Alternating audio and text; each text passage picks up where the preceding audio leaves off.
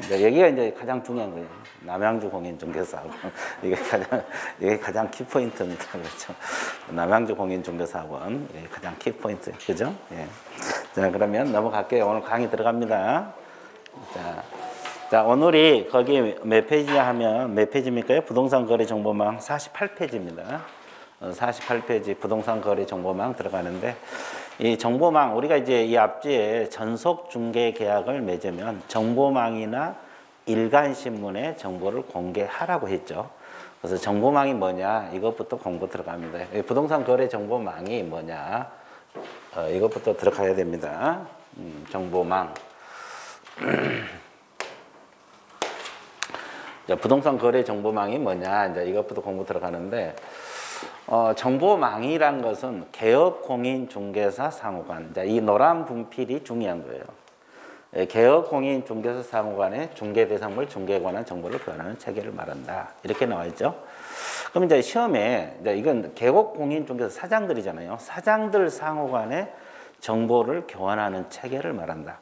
그럼 이제 시험에 개업공인중개사하고 의뢰인 상호간의 정보를 교환하는 체계다. 이렇게도 출제가 될 수 있어요. 이건 틀려요.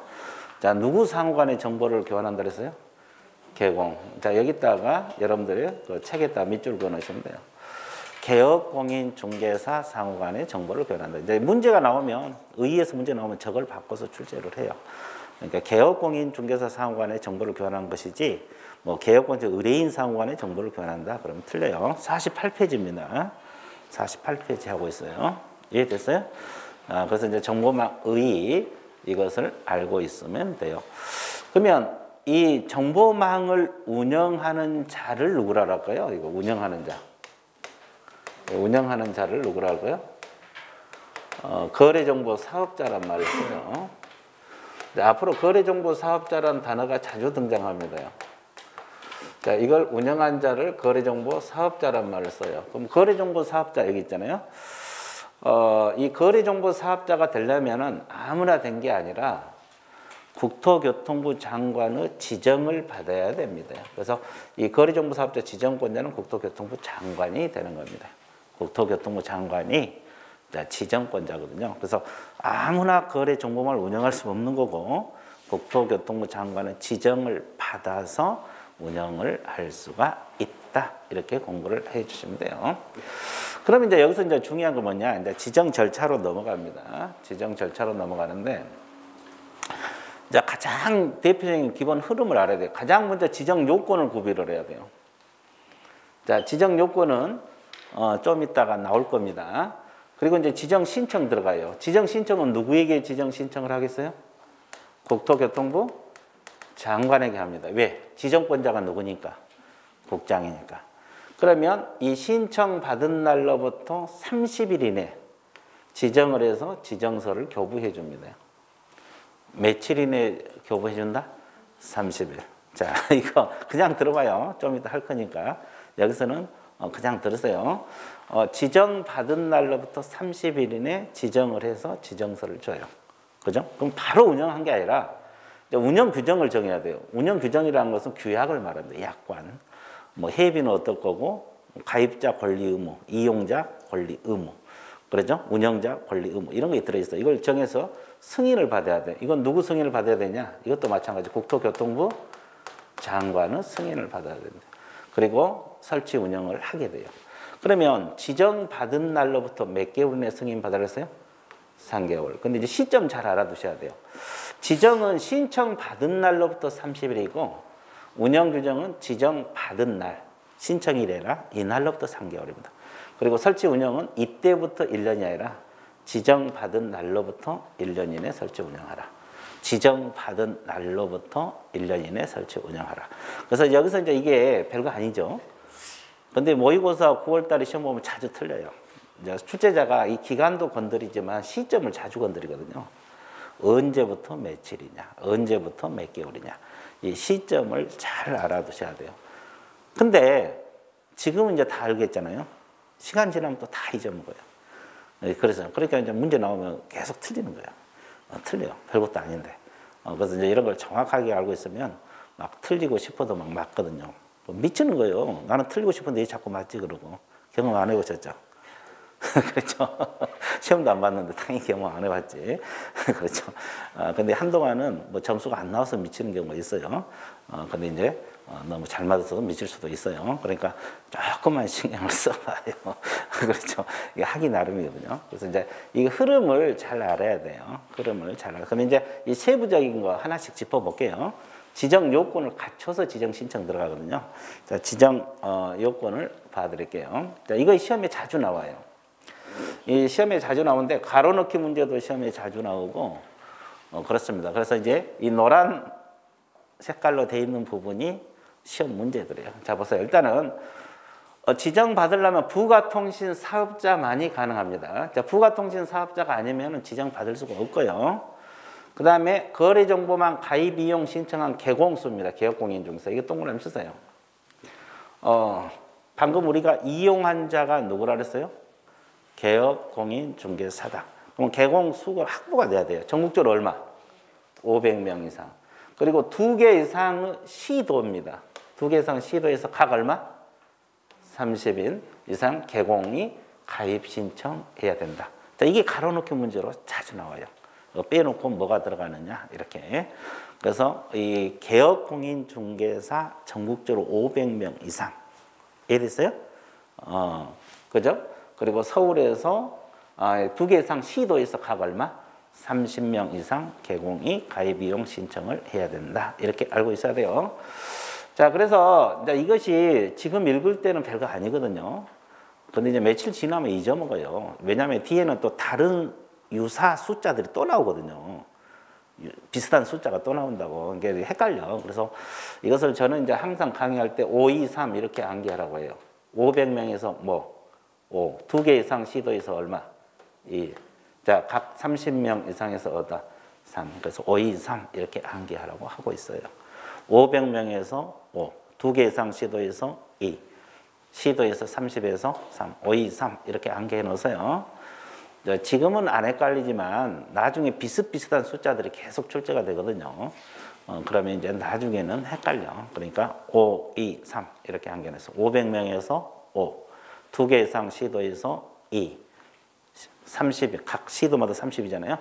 30에서 3, 5, 2, 3 이렇게 암기를 해주시면 됩니다. 그 다음에 정보 처리 기사입니다. 기사 1명 이상 확보가 돼야 돼요. 근데 이 1명은 절대 안 틀려요. 1명은 시험 나오면 안 틀리니까 이걸 신경 써요. 기사. 과거에도 기능사라고 출제가 됐어요. 기능사 1명 그러면 틀려요. 기능사보다 기사가 더 한 단계 위잖아요.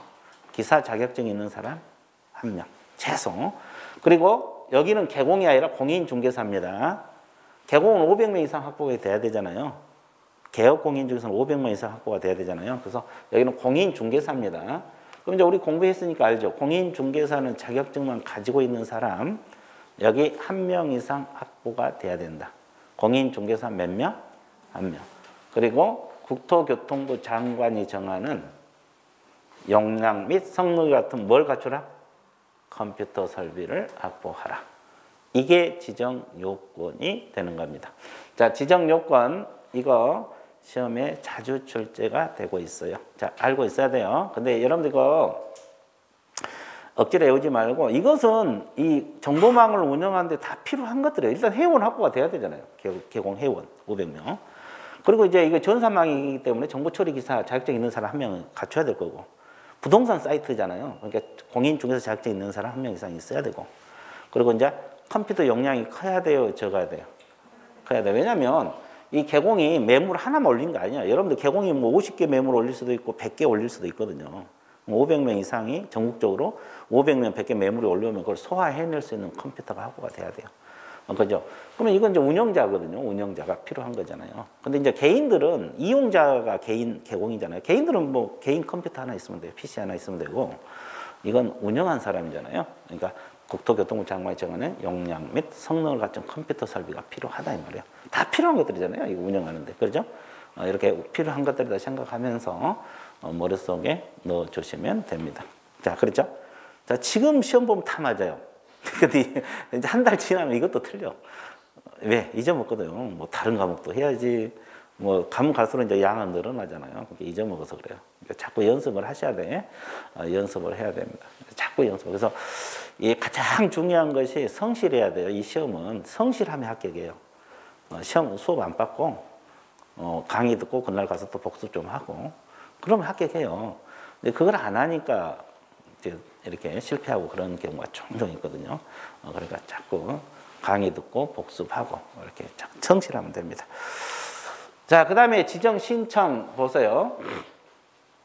부동산 거래정보 사업자로 지정받고자 하는 자 국장에게 요건에 관련된 소리가 뭐냐? 방금 지정 요건 공부했어 안 했어요? 했죠. 부가통신 사업자, 그 다음에 개공 500명 이상 이런 거 공부했잖아요. 그 요건이잖아요. 그럼 거기에 관련된 서류를 제출하면 돼요. 기억리은, 디귿리은 이것이 방금 부가통신 사업자 등록증 4번. 아까 개공 얼마 확보하라 했어요? 500명. 그러니까 개공은 등록증 있잖아요. 등록증 4번 첨부해야 돼. 그리고 정보처리 기사 자격증 4번. 공인중개사 1명 있어야 된다 했죠. 공인중개사 자격증 4번.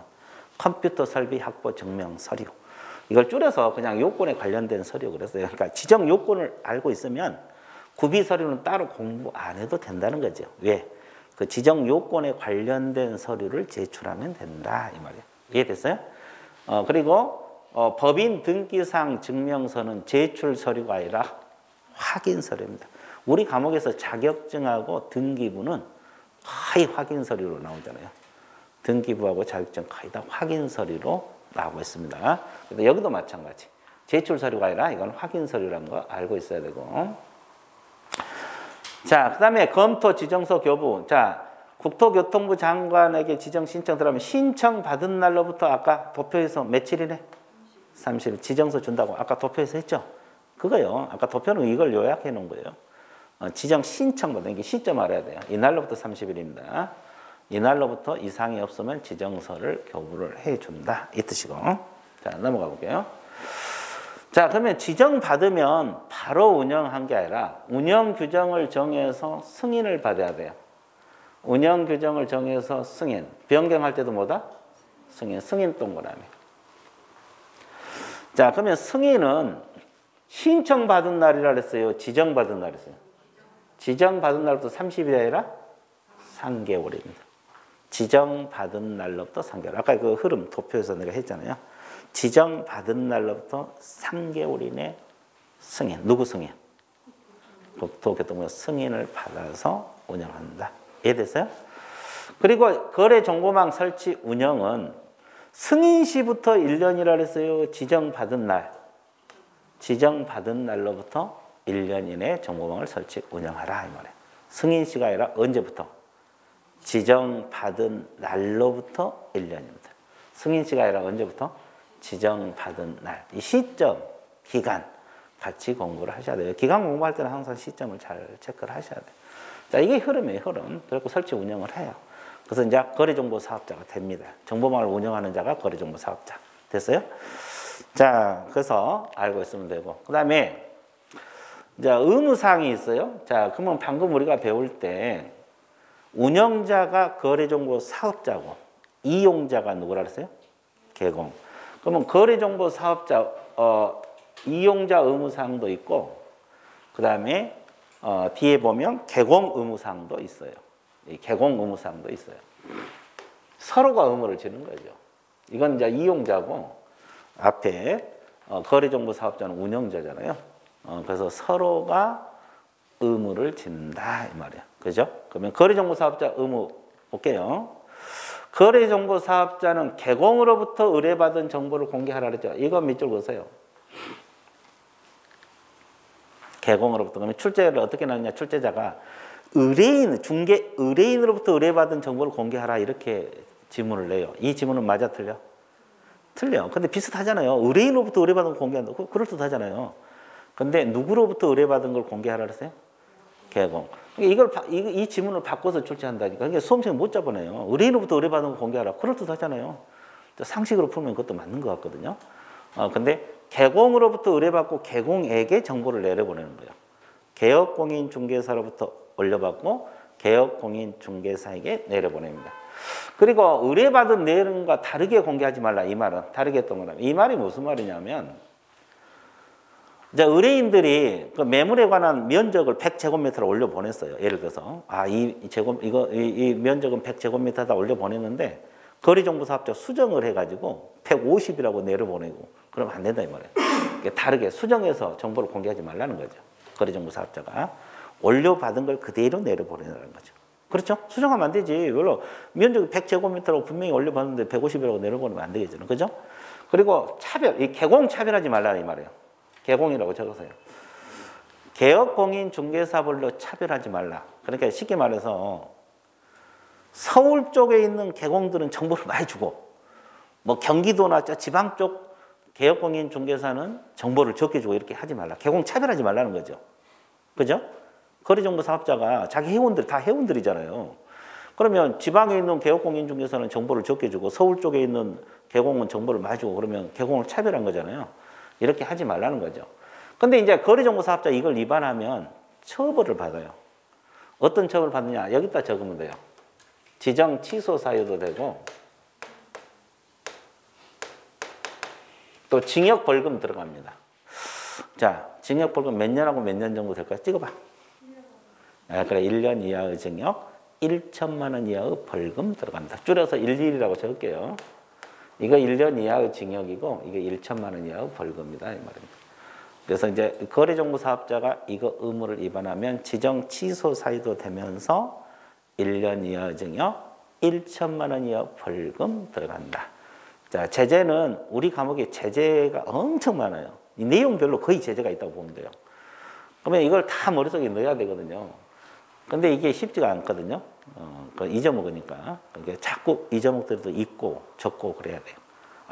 거래정보사업자가 이 의무를 위반하면 지정 취소 사유도 되면서 1년 이하죠. 1천만 원 벌금 들어간다. 이렇게 공부를 해 주시면 돼요. 이 세 가지 하나라도 위반하면 그렇습니다. 이해됐어요?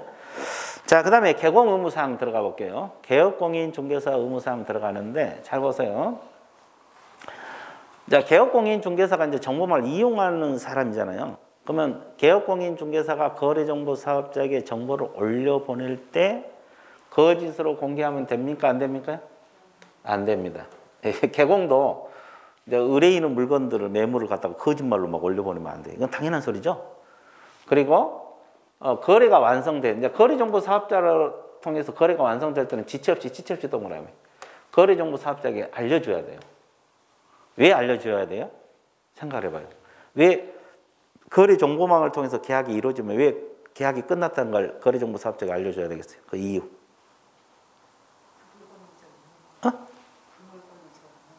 그 매물 지우라고. 계약이 끝났는데 뭐 네이버 부동산 때문에 계속 떠 있으면 안 되잖아요. 그럼 다른 개공이 이미 계약 끝난 걸 갖다가 또 중개한다고 하면 안 되니까 혼란스럽잖아요. 매물을 지워야 되니까. 그러면 개공이 계약했더라도 거래정보사업자는 모르잖아요. 그러니까 그걸 계약이 끝났다고 알려줘야만이 거기서 매물을 지울 거 아니에요. 그죠? 요즘 네이버 부동산 거래 완료됐다고 찍혀 나오기도 하고 그러더라고요. 그렇게 해줘야 돼요. 그래서 이제 이걸 통보를 해줘야 돼요. 그래야지 이제 거래정보 사업자가 이 매물을 지울 거 아니에요. 자, 그러면 개공이 이걸 위반하면 어떤 제재 들어갈까요? 한번 찍어봐. 제재. 업무정지입니다. 업무정지 적으세요. 개공이 이거 둘 중 하나라도 위반하면 무슨 정지? 업무정지. 업무정지는 최대 몇 개월 범위내에서 이루어진다 그랬어요? 6개월. 자, 업무정지 사유가 들어갑니다. 아까 거래정보사업자는 지정 취소도 되고 1년하고 1천이라고 그랬잖아요. 개업공인중개사가 거짓 공개하거나 거래 끝났다고 통보 안 해주면 업무정지 사유가 됩니다. 최대 몇 개월 범위 내에서 6개월. 최대가 6개월. 6개월 이내 범위 내에서 업무정지 들어간다. 이렇게 공부를 해주면 아주 좋습니다. 이해됐죠? 그래서 거래 정보망이 무엇인가 대충 공부했죠. 우리가 이제 전속중개계약을 맺으면 정보망이나 일간신문의 정보를 공개하라 했잖아요. 정보망이 이런 것이구나. 자, 감 잡았어요. 이것도 시험에 거의 매년 한 문제씩 나와요. 그러니까 아까 뭐 지정 요건이랄지 또는 흐름 이런 걸 가지고 자주 출제가 돼요. 이 제재도 나오고. 그러니까 이런 의무사항에서 제재 이런 것도 알고 있으면 좋습니다. 자, 몰라도 관계없지만 알고 있는 게 좋겠죠. 자, 50페이지 넘어갑니다. 50페이지, 여러분 교재 50페이지 큰 제목이 6장 개공 등 의무사항이 나와 있어요. 자, 의무. 우리 과목에서는 의무가 많죠. 해야 할 의무, 자기 의무라 그래요. 하지 말아야 할 의무 두 가지가 있어요. 하라. 안 하면 처벌받는다. 또 하지 말라. 하지 말라고 하면 처벌받는다. 이런 게 의무거든요. 그러면 하라는 의무를 안 했을 때 제재하고 하지 말라는 걸 했을 때 제재가 어떤 거에 더 벌칙이 강하겠어요? 한번 찍어봐. 어? 그래, 하지 말라는 걸 하면 제재가 훨씬 강해요. 하지 말라는 거 하면 징역벌금 들어가거든요. 근데 하라는 거 안 하면 뭐 업무정지랄지 등록 취소 뭐 이 정도밖에 안 되는데 하지 말라는 걸 하면 뭐 징역벌금 들어가요. 그래서 이제 이 하지 말라는 의무, 해야 할 의무 이 파트에서 그걸 다루는 거예요. 의무를 다루는 거죠. 하나씩 짚어볼게요. 자, 이제 가장 먼저 나온 것이 개업공인중개사의 기본 윤리 파트가 나오잖아요. 기본 윤리 파트가 나옵니다. 자, 전문 직업인으로서 품위 유지, 신의 성실로서 공정중개하라. 자, 품위 유지, 신의 성실 의무. 자, 이것은 뭐 어떻게 한 게 품위 유지냐? 이거 시험 나올 수는 없죠. 그죠? 그러니까 이것은 뭐 누가 준수해야 할 의무냐? 이것만 알면 돼요. 이건 누가 준수해야 되겠어요? 품위 유지, 신의 성실, 공정중개하라. 이것은. 개공하고 서공. 자, 개공, 서공이 준수할 의무예요. 적으세요. 자, 여기는 개업공인중개사하고 누구? 소속공인중개사가 준수해야 할 의무다. 그러면 그 옆에다 또 적어요. 중개보조원은 준수 안 합니다. 이거 앞에서 한번 나왔죠? 보조원은 품위유지 의무가 없다고. 기억납니까 이거? 보조원은 술 먹고 비틀거려도 된다고. 앞에서 이야기했잖아요. 이 앞주에. 그래서 이 품위유지, 신의성실, 공정중개하라. 보조원들은 중개 안 하잖아요.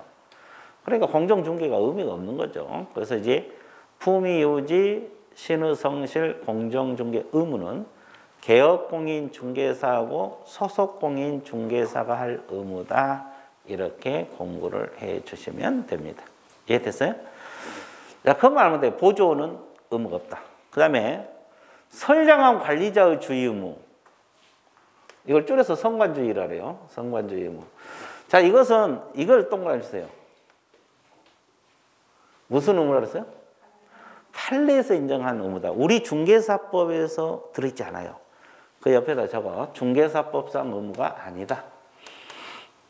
중개사법, 공인중개사법. 우리 중개사법 의무는 아닙니다. 공인중개사법 의무는 아니고 판례에서 인정한 의무다. 공인중개사법상 의무는 아니고 판례에서 인정한다. 이제 여기는 뭐 이걸 가지고 내용 가지고 문제 낼 것은 없어요. 그러니까 이제 시험에 이렇게 나와요. 공인중개사법상 의무가 아닌 걸 고르시오. 이렇게 나와요. 그럼 품위유지, 신의성실은 우리 법에 들어 있어요. 그죠? 비밀준수 의무도 우리 법에 들어 있어요. 거래계약서 작성도 우리 법에 있고 확인설명 의무도 있고. 근데 성관주의 의무가 정답이 되죠. 성관주의 의무는 우리 법에 없어. 그럼 어디서 나와요? 판례. 그러니까 문제가 그렇게 나와요. 중개사법상 의무가 아닌 걸 골라라. 이렇게. 근데 이게 우리 법에서 배우잖아요, 지금. 책에서 배우고 있잖아요. 당연히 우리 법에 들어있다고 생각하기 쉽잖아요. 근데 이건 우리 법에 들어있는 게 아니에요. 공부는 하지만. 이건 공부는 하지만 우리 법에 들어있는 거 아닙니다. 그래서 이것은 판례에서 인정한 의무다. 이렇게 공부를 해 주시면 좋습니다. 이해되셨죠? 자, 그래서 이거. 그 다음에, 예, 좋았어요. 그 다음에, 두 개는 넘어갔네. 그 다음에 이제 공부할 것이 비밀준수 의무가 나와 있거든요. 비밀준수. 자, 이제 우리 법에서 뭐냐. 이거 동그라미 쳐서 개공 등. 자, 이거 동그라미 치면 돼요. 그럼 개공 등이 누구라 그랬어요? 개공 등이란 거야. 개공, 서공, 보조원, 임원, 사원 다 들어가요. 그럼 아까 품위유지는 보조원 안 들어간다 그랬죠? 아, 그렇잖아요. 근데 이건 개공 등이란 말은 개업공인중개사가 됐건 소속공인중개사가 됐건 중개보조원이 됐건 임원, 사원이 됐건 다 들어간다. 이걸 개공 등이란 말을 써요. 그죠? 그러니까 비밀준수는 보조원도 준수해야 돼요. 왜냐하면 소속공인중개사나 개공은 열심히 비밀을 지키고 있는데 보조원들이 술 먹고 가서 다 누설해버리면 의미가 없잖아요. 그래서 비밀 준수는 개공 등입니다. 이거 알고 있어야 되고. 그리고 이제 다른 법률에 특별히 규정이 있는 경우를 제외하고는 업무상 알게 된 비밀을 누설해서는 안 된다. 비밀을 지켜달라 이 말이죠. 그리고 개공이 그 업무를 떠난 후에도 같다. 이 말이 뭐예요? 언제까지 준수하라는 거예요? 업무를 떠난 후에도 준수한다. 자, 객관식으로 내줄게요. 자, 1번 그 계약이 끝날 때까지만 준수하면 된다. 2번 중개업을 그만둘 때까지만 준수하면 된다. 3번 죽을 때까지 준수해야 된다. 뭐가 맞을 것 같아요? 3번 여기는 3번 죽을 때까지? 죽을 때까지? 예, 죽을 때까지 영원히 준수해야 돼요. 그 업무를 떠난 후에도 갔다 이 말은 죽을 때까지 준수하라 이 말이에요. 근데 이제 여러분들이 뭐 중개업을 많이 하면 할수록 비밀이 많아지겠죠. 왜? 계속 중개업을 하다 보면 의뢰인들에서 많이 알게 되잖아요. 그 사람의 재산관계, 그 사람의 인적사항. 근데 이걸 다 누설해버리면 사생활까지도 이런 거 많이 알게 될 거 아니에요. 누설해보면 피해를 보기 때문에 준수 의무가 있는 거예요. 이해됐어요? 네, 그래서 죽을 때까지 준수해야 돼요. 그 업무를 떠난 후에도 같다. 그 말이. 이해됐죠? 자, 비밀 준수 의무 예가 나와 있어요. 비밀 준수 의무가 예가 나와 있는데 우리 공인중개사법에 규정이 있으면 누설해도 괜찮다 이 말이에요. 그리고 다른 법에 규정이 있어도 누설해도 괜찮다 이 말이에요. 자, 우리 공인중개사법에서는 확인 설명 의무가 있어요. 확인 설명. 그럼 확인 설명해도 괜찮다 이 말이에요. 자, 봐보세요.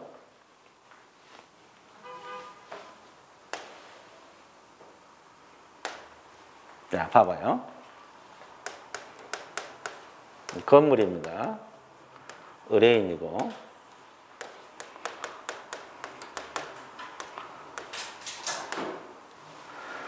자, 개업공인중개사는 이 건물 소재지랄지 면적 이런 걸 조사해서 이 사람에게 설명을 해줘야 돼요. 그러면 확인 설명할 때는 하자가 있냐 없냐 이런 거 다 설명해야 되거든요. 건물. 하자가 있냐 없냐 설명을 해야 돼요. 그러면 개공은 당연히 하자를 설명할 의무가 있어요. 그죠? 이것도 우리 법에 들어있는 의무고 우리 법에 규정을 하고 있거든요. 그 다음에 지금 우리가 배운 거 뭐예요? 비밀 준수 의무가 있죠? 자, 그러면 이 가부 입장에서는 이 건물값 떨어지니까 비밀을 지켜달라고 요구할 수도 있어요. 또 그러면 우리 법에서 비밀 준수 의무도 있잖아요. 두 가지 의무가 이게 비밀 준수 의무도 있고 확인 설명 의무도 있고. 그럼 매수인 쪽에서는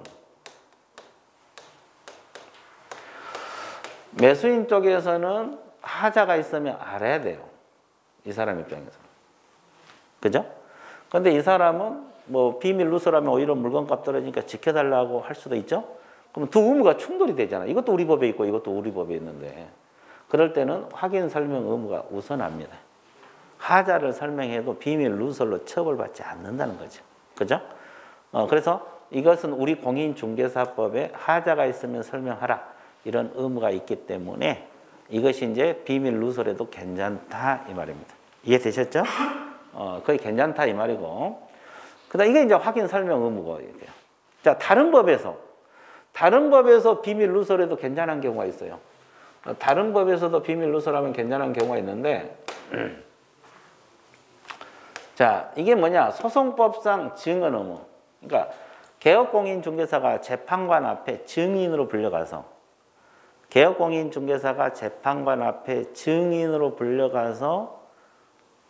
의뢰인에 대해서 물어볼 거 아니에요. 재판관이 개공에게 저 의뢰인에 대해서 뭐 물어보면 증언을 해요. 의뢰인이 어떻고 증언해도 죄가 되겠어 안 되겠어?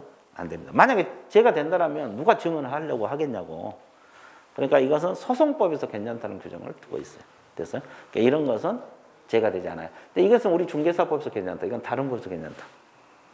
그리고 또 하나 얘가 본인의 승낙이 있어요. 아, 본인이 누설해도 좋다. 그러면 이법성이 조각돼요. 그러니까 처벌받지 않아요. 아, 본인이 괜찮다는데 그러니까 여러분들이 그 비밀을 담고 있으면 병나죠. 그러면 누설하고 싶을 때는 처벌을 받았거든요. 그러면 처벌 안 받으려면 본인이 승낙 얻어내면 돼요. 아, 내가 지금 병날 것 같다. 누설하면 어떻겠냐. 그래서 승낙을 받아서 누설하면 괜찮아요. 그러면 처벌 받아 안 받아? 안 받습니다. 자, 이런 경우는 위법성이 없기 때문에 누설 처벌받지 않아요. 그리고 이제 반의사 불벌죄, 이것도 중요한데, 이 반의사 불벌죄라는 건 뭐냐면 피해자가 처벌하지 말라, 그러니까 피해자 의사에 반해서 죄를 벌할 수 없다거든요. 그러니까 일단 비밀 누설을 하면 징역벌금 사유거든요. 이거 징역벌금 사유 1년하고 1천인데 이거 여기 나오잖아요. 근데 이제 피해자가 의뢰인이 피해자는요, 수사기관에다가 이 개공 처벌하지 말아달라 그러면 처벌할 수 없어요. 누설을 했더라도 의뢰인이 그 개공을 처벌하지 말아주세요 그러면 처벌할 수 없어요. 이걸 반의사 불벌죄로 해. 아무 말 없으면 처벌합니다. 그러죠? 그럼 이제 주로 보통 그 형법에서는 폭행죄 있잖아요. 폭행죄. 폭행죄가 반의사 불벌죄거든요. 혹시 뭐 폭행해갖고 경찰서에 가봤어요? 여기는 안 가봤어요? 가봐봐. 싸움을 한다 그랬지. 그러면 경찰서에서 뭘 한지 아세요? 합의 보라 그래. 합의. 왜 합의 보라 그래요? 합의를 보면은 이제 보통 이제 뭐 돈 주면 뭐 비상해주고 그러게 합의 봐주겠죠. 피해자가. 합의 보면 이제 처벌을 안 하니까. 일단은 합의 보라 그래요. 경찰서에 가봐.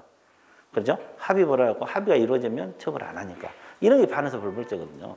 그래서 이제 비밀 누설하면 일단 처벌하는데 피해자가 처벌하지 말아달라고 하면 처벌할 수 없어요. 이걸 반의사 불벌죄라 그래. 이제 이것은 형법에서 나온 재분류 방법 중에 하나인데 우리 중개사법에 이거 하나밖에 없어요. 비밀 준수. 반의사 불벌죄가 아닌 걸 골라라 이렇게 해도 문제 나오거든요. 그러면 이 반의사 불벌죄는 오로지 우리 중개사법은 비밀 준수 뭐 하나밖에 없습니다. 다른 데는 없어요. 반의사 불벌죄. 그리고 비밀 누설하면 업무정지 이런 게 아니에요. 1년 이하 징역, 1천만 원 이하 벌금. 벌칙이 아주 무서운 거예요. 징역 벌금은 아주 센 벌칙이잖아요. 그래서 징역 벌금 들어갑니다. 그래서 비밀 준수하라. 개공 등의하라. 언제까지 준수해야 돼요? 죽을 때까지. 내가 있고 징역 벌금 1년하고 1천. 그리고 반의사 불벌죄다. 이렇게 정리를 해주면 좋습니다. 자, 공부 안 해도 좋지만 이렇게 해놓은 게 훨씬 좋아요. 이해되셨죠? 예, 자, 그래서 비밀 준수는 끝났고, 그 다음에 이제 금지행위, 이것은 우리 과목에서 중요 단원 중에 하나예요. 맨날 시험 보는, 매년 나와요, 이게요. 매년 출제가 되고 있고, 우리 과목에서 이제 결격사유랄지, 금지행위, 이런 것은 매년 출제되는 단원이거든요. 그럼 금지행위란 말은 하라는 소리요, 하지 말라는 소리요. 하지 말라. 이건 하지 말라. 아까 내가 그랬잖아. 하라. 하지 말라. 두 가지 의무가 있다. 이거 하지 말라. 부작위 의무거든요. 하지 말라. 그러면 금지행위는 두 조항이 있어요. 33조 1항. 33조 2항 두 가지가 있거든요. 근데 이제 주로 1항, 2조를 공부하는데 1항은 누구에게 금지행위가 적용되느냐? 누구에게 적용된다 그랬어요?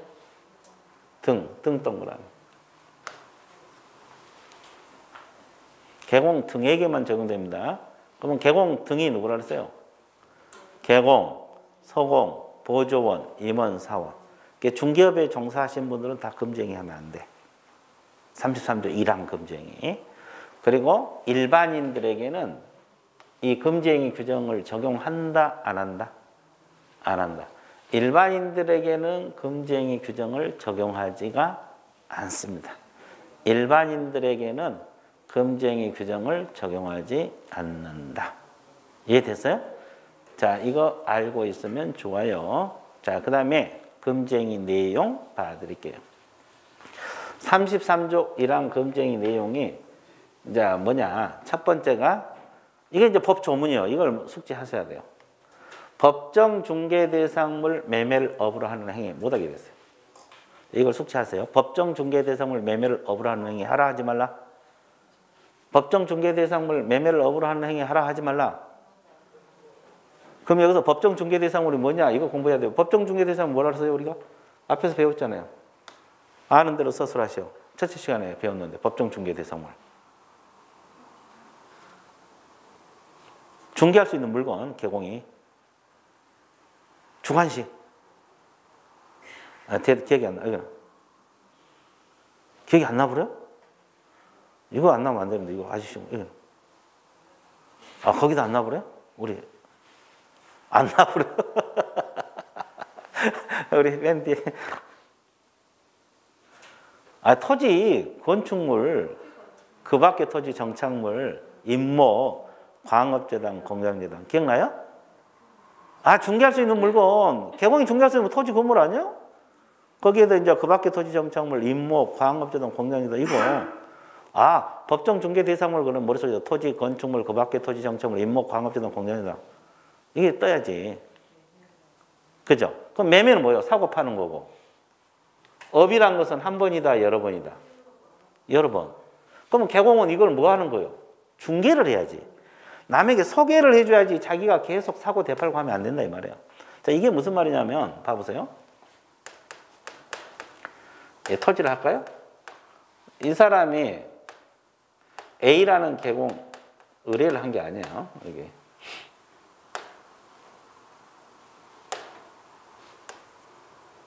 네, 좋았어요.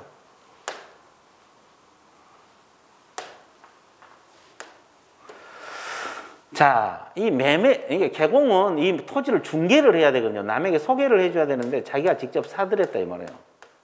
그럼 파는 사람이 뭐요? 매도인이고 사는 사람이 뭐요? 매수인이잖아요. 그러면 이 토지 건물을 중개 대상물은 중개할 수 있는 물건이잖아요. 근데 개공이 직접 사들였어요. 매매. 근데 한 번 사면은 금쟁이를 안 걸려요. 왜? 업이 아니기 때문에. 이건 금쟁이 아니에요. 다 지어져 없네. 어디, 아니, 또 넘어가 버렸구나. 그죠? 한 번 사면은 금쟁이가 아닙니다. 그죠? 그러면 이걸 업이란 것은 한 번이라 그랬어요? 여러 번이라 그랬어요? 이건 금쟁이로 처벌받는다 이 말이에요. 이게 개공은 저 물건을 토지, 건물, 그 밖에 토지, 임목하면서 남에게 소개를 해줘야지 계속 자기가 사들여갖고 대팔고 차액 남겨먹고 그러면 누군가는 피해를 보죠? 그러면 개공은 돈 벌려고 하면은 안 되잖아요. 그러니까 이 매매를 업으로 하지 말라 이 말이에요. 뭘 업으로 하지 말라? 매매를. 그럼 중개를 해야지 자기가 사고 대팔고 이렇게 계속하면 안 된다 이 말이에요. 이해됐어요? 그러면 자기가 살 집 한 번 사들였어. 그건 여기에 걸려 안 걸려? 안 걸려. 자기 살 집. 이건 계속성이 없어. 업이 아니니까. 자기가 자기 살 집 하나 살 수도 있잖아요. 안 걸려. 그러니까 이게 뭐냐면 의뢰인이 아닌 자하고 여기는 갑은 의뢰인이 아닙니다. 의뢰인하고 하면 또 달라져요. 한 번 매매는 금쟁이가 아니나 그랬죠. 계속 반복적으로 매매하는 행위는 무슨 행위가 된다? 금쟁이가 된다. 이렇게 나왔어요. 중개를 하라 이 말이지. 계속 사고 대팔고 하면 안 된다. 여기까지 이해됐어요? 그럼 하나 더. 몇 개 더? 하나 더. 여기서 매매업을 금지한다 그랬죠. 매매업. 밑줄 보세요. 매매업을 금지한다 그랬잖아요. 그럼 개공이 임대업을 하면 금쟁이로 걸려 안 걸려? 안 걸린다 이 말이에요. 매매업을 금지하기 개공이 계속 임대사업을 하면 금쟁이 안 걸린다 이 말이에요. 그리고 분양대행은 우리가 이 앞전에 겸업 가능하다고 했어 안 했어? 했죠. 이건 금쟁이 아니다 이 말이에요. 그러면 왜 금쟁이 아니냐? 매매업이 아니기 때문에 아니다요. 임대업이니까. 이해됐어요? 자, 기억나요? 그리고 여기 이제 중요한데요. 3번. 이게 디귿이 중요하잖아요. 이게 중요한데 의뢰인과 한 번 매매 행위는 금쟁이다 그랬어요. 자, 이게 무슨 말이에요? 이 사람이 의뢰인이에요. 의뢰인. 매도인자 의뢰인. 그럼 매도인하고 이게 한 번 매매 업이 아니더라도 이건 직접 거래 들어가 버린대요. 무슨 거래 들어간다?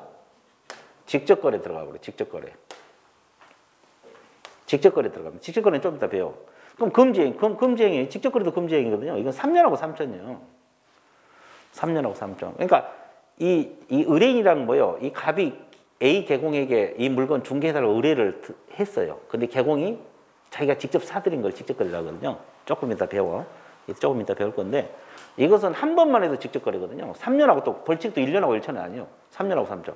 근데 의뢰인이 아닌 자고 한 거, 그러니까 1번은 항상 의뢰인이 아닌 자란 말이 들어가 있어야 돼요. 1번 지금 하고 있잖아요. 법정 중개 대상물 매매를 업으로 하는 것은 항상 의뢰인이 아닌 자고 하는 걸 말합니다. 그건 머릿속에 박혀 있어야 돼. 의뢰인하고 하면 한 번만 해도 직접 거래도 3년하고 3천인데 1번은 의뢰인이 아닌 자고 이렇게 매매업을 하면 걸려 들어간다. 그러면 의뢰인이 아닌 자고 한 번 하면 1년하고 1천이거든요. 그죠? 1년하고 1천. 징역벌금 들어가요. 이해됐어요? 아, 자, 1년하고 1천. 그 뒤에 벌칙 나오는데 거기다 옆에다 적어 1년하고 1천이라고. 이거 1년하고 1천. 적었어요? 징역벌금 들어갑니다. 중개대상물 매매를 업 그러면 1년하고 1천. 뒤에 나오는데 거기다 적어놓으세요. 1년 이하 징역 1천만 원의 벌금. 근데 의뢰인하고 하면은 직접 거래가 됩니다. 의뢰인 물건 사들이면. 자, 대충 감이 왔어요? 감이 왔어요? 이해됐어요? 이해됐어, 안 됐어? 이해됐죠? 그러니까 의뢰인이 아닌 자하고 매매를 하면, 계속하면 1년하고 1천. 그 의뢰인하고 거래하면 한 번이든 여러 번이든 직접 거래해서 3년하고 3천. 이렇게 들어갑니다. 근데 우리가 지금 1번 공부하고 있잖아요. 1번은 항상 의뢰인이 아닌 자하고 매매를 업으로 하는 것이다. 이렇게 공부를 해주면 돼요. 그러면 결국은 개업공인중개사는 저 물건들을 중개를 해야지 계속 사고 되팔고 하면 안 된다. 이해됐어요? 예. 그죠? 근데 여러분들 개업공인중개사가 이런 행위를 많이 하겠어요? 안 하겠어요? 하겠죠. 그죠? 안 걸리게 하겠죠. 돈 벌려고. 하면 안 돼. 근데 걸리면은 1년하고 1천. 이해됐어요? 근데 이제 요런 거 뭐 하신 분들이 많아요. 왜냐면 중개해가지고는 뭐 많은 돈은 못 벌지. 그러니까 이제 저거 하나씩 사고 뭐 1억짜리 사고 1억 5천 남겨 먹으면 5천 남잖아요. 근데 중개해봤자 그 돈 1억짜리 해갖고 중개해갖고는 5천만 원이 떨어져? 안 떨어지잖아요. 아, 그러잖아요. 50만 원, 100만 원, 뭐 200만 원 이렇게 벌 수는 있어도 뭐 5천만 원씩 안 떨어지잖아요. 그러니까 사고 되팔고 막 그런다고. 걸려요. 이해됐어요? 예, 근데 이제 이런 거 하지 말라는 거죠. 됐죠? 그러니까 법정 중개 대상을 매매를 업으로 하는 행위 하지 말라. 일단 이 법 조문을 외우시고 이것은 이제 강의 듣다 보면 해석이 돼. 그러면 해석은 강의 들으면 되는 거예요. 이해됐어요? 예, 자, 그래서 일단 법정 중개 대상물 매매를 업. 첫 번째 금지 행위입니다. 두 번째 금지 행위가 뭐냐? 자, 읽어보세요, 제목. 무등록업자와 협조. 근데 무등록업자 협조했는데 알면서 협조했을 때만 걸려요. 모르면서 협조하면 안 걸립니다. 자, 이게 무슨 말이냐면, 자, 칠판 봐보세요. 여기는 뭐 따로 안 해두고.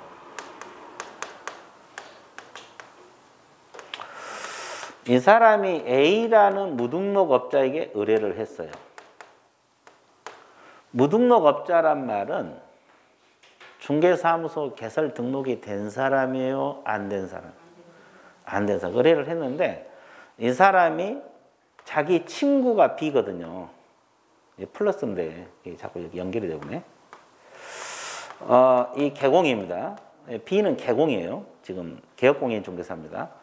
그러니까 이 가부 매물을 A가 B에게 소개해 줬어요. 그럼 B가 여기에 걸리냐 이 말이거든요. 지금 B가 걸리냐. 그러니까 갑이 무등록업자에게 의뢰한 것을 무등록업자 A가 친구 개공 B에게 가부 매물을 소개해 준 겁니다. 이거 이제 협조한다 이 말입니다. 그러면 이 사람이 무조건 금지 행위가 걸린 게 아니라 이 B가 의뢰받을 때 이 사람이 무등록한 것을 알고 의뢰받으면 금지 행위가 돼요. 그러면 모르고 의뢰받으면 금지 행위다 아니다? 아니다 이 말이에요. 그러면 여러분들 혹시 여러분들 이제 B라고 생각해봐요. 여러분들이 무등록업자와 어떻게 의뢰받았을 때 걸리면 저분이 무등록업자인 걸 알았다고 이야기해야 돼요? 몰랐다고 이야기해야 돼요? 몰랐다고 해야 돼요. 그러면 처벌 안 받아. 이것도 옆에서 저거 1년하고 1천이거든요. 징역 벌금 들어가거든요. 무등록업자가 협조하는 것도 1년하고 1천이요. 이해됐어요? 그러면 혹시 무등록업자가 협조해가지고 남양주시에서 감독이 나와서 걸렸어. 그러면 나는 저분이 개공인지 알았지 무등록업자인지 몰랐다고 강력히 주장하면 돼요. 그러면 금지행위로 처벌 받아 안 받아? 안 받아. 알고 하면 걸리니까 모르고 하면 안 걸려. 그럼 걸리면 뭐라 그래? 몰랐다고 그래. 제가 무등록을 한 건지 몰랐다. 개공인지 알았다. 그렇게 주장하면 돼. 이해됐어요? 자, 그거. 그러니까 이 법을 알아야지 피해도 가는 거예요. 법을 모르면 피해 가지도 못해. 그죠? 그죠? 걸리면 일단 몰랐다. 나 저분 개공인지, 무등록업자인지 몰랐다. 개공인지 알았다. 그렇게 하면 돼. 이해됐어요? 알고 의뢰받았을 때만 걸려. 그러니까 이게 키포인트예요. 여기 동그라미. 알고 모르고. 알고 한 것이 금쟁이, 모르고 하면 금쟁이 아니다. 동그라미 쳤어요? 자, 그 다음에 이게 무슨 말이냐면 니은이 무등록 업자를 통해서 의뢰받은 것으로만은 충분하고 거래 성사 여부는 불문한다. 이게 무슨 말이냐면 의뢰받은 것만으로 금쟁이로 걸려 들어간다 이 말이야, 이 사람이. 그러니까 의뢰받아갖고 갑하골 사이에 계약까지 끝내야만이, 이거 거래계약이라 알죠? 거래계약까지 끝내야만이 금쟁이가 된 건 아니고 이건 별개의 문제예요. 협조하는 것 자체만으로 금쟁이다. 그러니까 거래계약하고 안 하고는 별 문제가 아니에요. 그건 별개의 문제예요. 그러니까 협조, 그러니까 더 쉽게 말하면 무등록업자와 같이 놀면 처벌받는다 이 말이에요. 그럼 무등록업자와 같이 놀아, 놀지 말라? 놀지 말라는 거예요. 여러분도 개공이잖아요. 개공끼리만 놀아라. 그렇죠? 이해됐어요? 예, 좋았어요. 그래서 한마디로 말하면 무등록업자와 협조하지 말라. 그죠? 이해됐죠? 예, 자, 좋습니다. 그 다음에 세 번째 제목 읽으세요. 뭐라고 나왔어요? 중개보수가 이제 중개수수료, 여정보수라 그래요. 그리고 실비, 초과하여 금품을 받은 행위. 그러니까 여기서는 보수를 더 받아도 걸리고 실비를 더 받아도 걸려요. 실비는 이제 비용. 우리가 이제 중개하다 보면 교통비도 들어가고 등기부 열람 비용도 들어가잖아요. 이런 실비, 이게 실비가 50만 원 들어가는데 80만 원 받아도 걸리고 법정 중개보수가 100만 원인데 150만 원도 걸려요. 자, 법정 보수가 100만 원으로 가정을 해볼게요. 100만 원인데 150만 원 받으면 걸려요. 걸리죠? 그리고 실비가 70만 원 들어갔는데 80만 원 받아도 걸린다 이 말이에요. 그러니까 보수가 됐건 실비가 됐건 더 받으면 안 된다. 근데 보수 100만 원하고 실비는 별도로 받을 170만 원은 그건 적법이에요. 그건 별도로 받을 수 있는 거고 더 받으면 걸린다는 거지. 보수를 더 받아도 걸리고 실비를 더 받아도 걸린다. 됐어요? 그리고 이제 근데 개업공인중개사는 보수를 많이 받고 싶어요? 적게 받고 싶어요? 많이 받고 싶어 하잖아요. 어떻게 하면 많이 받을까? 그래서 이제 연구를 합니다. 개공도. 그래, 그러면 170만 원이 법정 보수잖아요. 이게 실비까지 해가지고. 그래, 170만 원 받고 자동차 한 대를 더 받아버리자. 그럼 걸려, 안 걸려? 걸려요. 왜? 이 금품이 걸려 들어가요. 금품. 그래서 이제 현금을 더 받아도 걸리고, 수표를 더 받아도 걸리고, 뭐 사례 증여, 어떠한 명목을 더 받아도 걸려요. 자동차 한 대를 더 받아도 걸리고, 또, 그래, 그러면 법정 보수 받고, 골동품 한 점 더 받자. 그것도 걸려. 그죠? 그럼 이건 걸린 거 보세요. 그래, 그러면 법정 보수 받고 행운의 열쇠를 받았어요.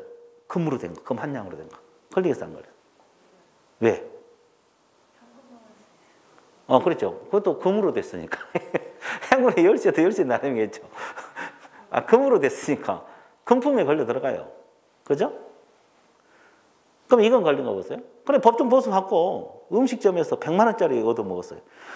걸리겠어, 안 걸리겠어? 걸려요. 그것은 걸려요. 막 여기서 5천만 원, 만 원짜리 얻어 먹으면 안 걸리겠죠. 그것은. 근데 100만 원을 받아 100만 원짜리 음식을 먹었다? 그럼 걸리지. 이건 뭐 이런 걸려 들어가요. 이제 거기는 구체로 판단해야 되겠지만 그것은 이제 그 초과 보수로 걸려 들어간 거예요. 이해됐어요? 그러니까 무조건 더 받으면 돼, 안 돼? 안 돼. 자, 그러면 이제 또 연구를 한 겁니다. 개공은 많이 받아 먹어야 되잖아요, 하여튼. 그렇죠. 그래서 그래, 그러면 합의를 이끌어내자. 이제 법정 보수 100만 원인데 합의해서 한 500만 원 받아 먹었어요. 합의를 해서. 우리 준다 그랬어요. 그럼 걸리겠어, 안 걸리겠어? 걸려, 안 걸려? 안 걸려? 그럼 괜찮다는 소리네? 걸려요. 걸려. 안 된다는 거, 이거. 걸려, 이거는. 걸려? 합의해도? 합의해도 걸립니다. 그러니까 절대 더 받으면 안 돼요. 합의해도 더 걸려 들어가. 그러면 또 연구를 합니다. 그래, 이제 더 받았어요. 더 받았다가 돌려줬어. 이틀 뒤에. 이게 더 받았다가 이틀 뒤에 안 될 것 같으니까 돌려줬어. 걸리겠어, 안 걸려? 돌려줬으니까 안 걸려? 예, 여기는. 빨리 대답해. 걸려? 돌려줬다는데? 아, 돌려줬어. 일단 받았으니까. 받았으니까. 받았으니까. 하여튼 걸린다. 걸리고. 걸려요, 걸려. 이게 그대로 돌려줘도 걸려요. 그러니까 결국은 더 받으라, 받지 말라? 받지 말라, 이 말이에요. 자, 그러면 이 초과 보수에 안 걸리는 거 있어요. 상가 분양, 이 분양 대행 보수. 이 분양 대행은 우리가 이 앞주에 겸업이라고 배웠어, 안 배웠어요? 그죠? 겸업에 대한 보수는 중개 보수 규정을 적용하지 않는다. 합의한 보수 안 걸리고, 권리금은 중개 대상물이 아니거든요. 권리금은 중개 대상물이 아니기 때문에 권리금에 대한 보수를 많이 받아도 안 걸려. 그러니까 여러분들 상가 임대 하잖아요. 상가 임대하면 보증금 수수료 보수만 받는 거예요. 권리금에 대한 보수는 막 한 30% 받아봐도 안 걸려. 그렇게 합해서 받아버리면 그 편법으로 더 받는 거예요. 안 걸려요. 그죠? 권리금에 대한 보수는 우리가 이제 상가 보수는 최대가 0.9잖아요. 근데 0.9%인데 10%, 20% 받아도 안 걸린다고. 그러니까 이제 편법으로 그렇게 해요. 상가 임대차 하면 권리금이 있으면 권리금 쪽으로 보수를 많이 받아버려요. 그죠? 그러면 처벌받지 않아요. 그죠? 나중에 이제 상가 중개해요. 상가 중개하라고. 주택하지 말고. 그렇죠? 그렇죠? 상가는 보수도 훨씬 세요. 보수도 세고 또 이제 권리금에 대한 보수 많이 받아도 되잖아요. 그죠? 그죠? 그래서 이제 이런 거. 그 분양 대행은 겸업이니까 안 걸리고. 그리고 이제 더 받았어. 그러면 다 무효가 아니라 초과분만 무효입니다. 초과분은 부당이득으로 반환해야 돼요. 한도를 초과하여 금품을 받으면 다 무효가 아니라 초과했던 부분만 무효. 초과분은 부당이득으로 반환하라. 됐어요? 그리고 순가, 이것은 나중에 공부할게요. 저 뒤쪽에서 나오거든요. 순가중개계약. 순가중개계약 모르죠? 순가중개계약 알아요? 여기는. 잘 모르겠죠? 이건 나중에 설명할게요. 순가중개계약, 우리가 중개계약은 우리가 일반 중개하고 전속 두 가지 배웠잖아요. 이건 저 뒤에서 배워요. 그래서 나중에 하기로 하고. 자, 미음 보세요. 중개보수명, 이건 판례거든요. 판례라고 적으세요. 미음에다가 판례라고 적어놔요. 이 판례인데, 중개보수 명목으로 한도를 초과하여 액면 금액의 당자수표를 교부받고, 당자수표를 교부받고 후에 그 당자수표가 부도 처리되거나 의뢰인에게 그대로 반환되어도 금쟁에 걸린다, 이렇게 나왔어요. 이게 수표로 보수를 받았는데 수표로 더 받았다 이 말이에요. 100만 원인데 200만 원짜리 수표 받았다 이 말이에요. 근데 그게 부도 처리돼도 걸리고, 왜? 일단 받았잖아요. 그리고 그대로 돌려줘도 걸린다. 아까 반환해도 걸린다고 했어, 안 했어? 했죠? 무조건 걸려들어가. 그러니까 한마디로 요약하면 중개 보수가 됐건 실비가 됐건 더 받으라, 받지 말라. 더 받지 말라. 더 받고 싶으면 어떻게 하라? 참아라. 어떻게? 꼭 참아야 돼. 꼭 참아야 돼. 꼭 참아야 돼. 그렇죠? 예, 참는 게 좋아요. 뭐 안 참아도 관계없겠지만 처벌받으니까. 여기도 몇 년하고 몇 년? 적으세요. 몇 년하고 몇 년? 1년하고 1천. 보수 실비 더 받아도 1년하고 1천이요.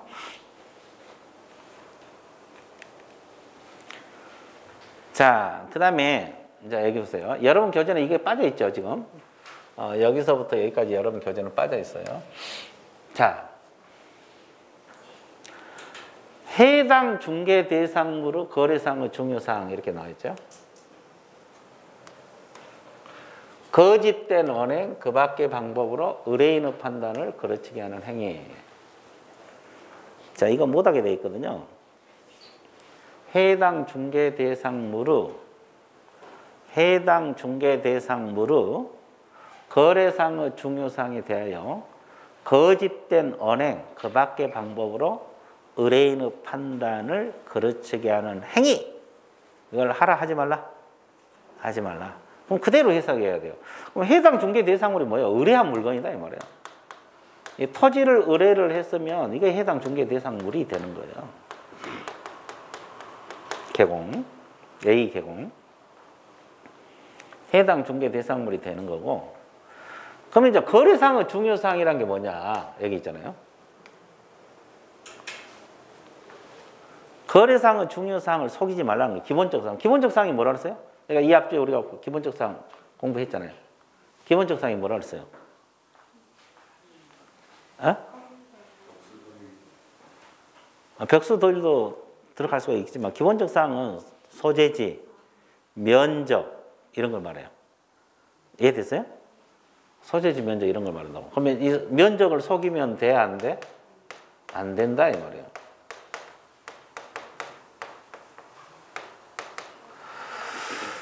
자, 그러면 권리관계도 중요사항으로 보여요. 권리관계. 뭐 저당 잡혀 있는데 안 잡혀 있다 할지, 전세권이 설정되어 있는데 설정되지 않는다 할지, 뭐 이런 거. 자, 공법상 제한 가장 대표적인 게 뭐예요? 개발 제한구역. 자, 이 매물이 개발 제한구역에 위치하고 있는데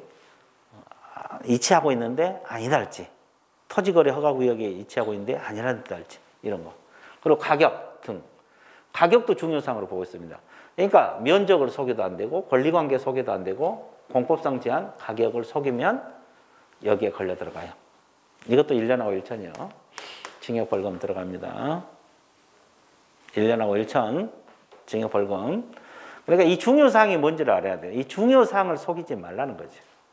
그러면 중요사항이라는 게 뭐야? 기본적 사항, 뭐 소재지, 면적 이런 거, 권리관계, 공법상 제한, 가격. 이 판례에서 가격도 많이 속여버리면 금쟁이로 걸린다 그랬어요. 됐어요? 자, 그 다음에 거짓된 언행 그 밖의 방법이란 말은 속이는 방법을 말합니다. 거짓된 언행 그 밖의 방법은 속이는 방법을 말하는데 자기 방법도 있고 부자기 방법도 있고요. 자기 방법이란 것은 뭐예요? 자기란 말 들어보셨어요? 어떤 행위를 하는 걸 자기라래. 그럼 부자기란 말은 어떤 행위를 하지 않는 거. 그러면 이 자기 방법으로 속였다는 것은 말로 거짓말을 하는 거예요. 면적이 부족하는데 이상이 없다 이렇게. 서류 위조한다 할지. 이게 자기 방법으로 속이는 거거든요. 잘 나가다가 안 써져 이렇게. 네, 어디 있어요? 이게.